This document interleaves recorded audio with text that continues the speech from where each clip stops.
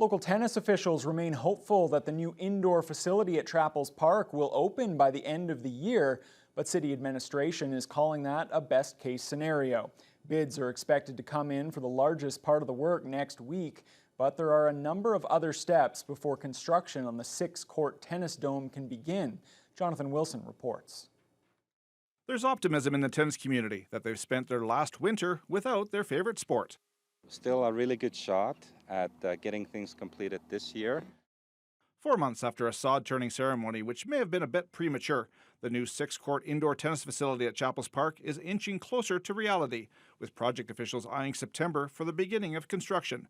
The project was most recently pegged at about $3.7 million, with the city committing $1.5 million. The tender for the work is currently out, with bids expected next week. Project lead Pasi Pinta says they also need to complete a land lease and funding agreement with the city. Once we get all of that in place, we are lining up for the August 28th council meeting, where we're hoping to have everything ready for the council to formally approve and ratify their commitment financially and otherwise to the project. Yeah, that's a best case scenario. Community Services Manager Kelly Robertson says the city is working diligently with the tennis community to get the project moving ahead this year.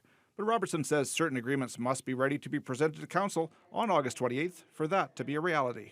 To be installed for this fall and have enough lead time to do the prerequisite construction work, that's kind of like a date of no return, if you will. If we don't make that date, it's possible that, based on what I understand, that installation may not proceed this fall.